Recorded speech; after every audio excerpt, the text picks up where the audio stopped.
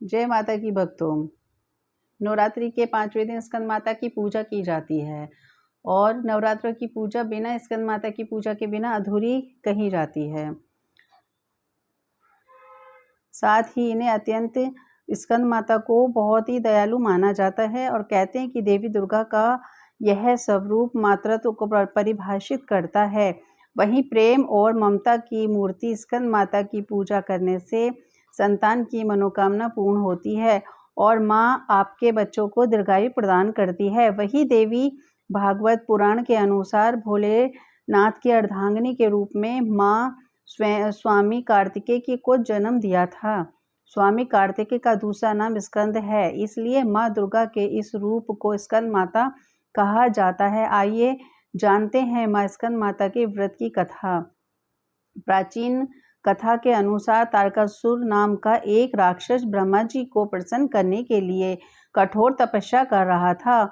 उस कठोर तप से ब्रह्मा जी प्रसन्न होकर उसके सामने आए और ब्रह्मा जी से वरदान मांगते हुए तारकासुर ने अमर रहने के लिए कहा।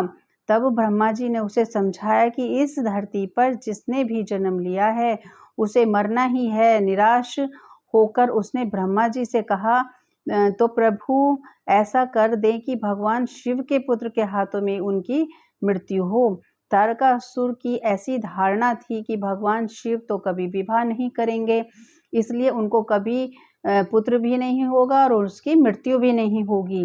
तारकासुर ने सोचा कि इस तरीके से मेरी मृत्यु नहीं होगी। फिर उसने लोगों पर हिंसा करनी शुरू कर दी।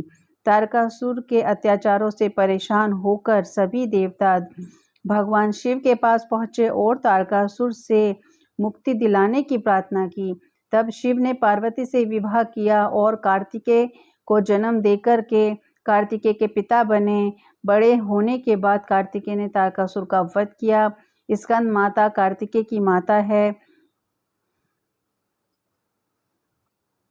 स्कंद माता की पूजा का विधान नवरात्रि के 5वें दिन है। हम सभी को स्कंद माता की पूजा करनी चाहिए, अर्चना करनी चाहिए और कथा का भी श्रवण करना चाहिए और पाठ करना चाहिए। और स्कंद माता को प्रसन्न करने के लिए हम उनका एक प्रिय मंत्र, जिसको हम 108 बार उसको जाप करके हम माता का आशीर्वाद प्राप्त कर सकते हैं। मंत्र है, या देवी सर्वभूतेषु माँ स्कंद माता रूपेण संस्थिता नमस्तस्यै नमस्तस्यै नमस्तस्यै नमो नमः।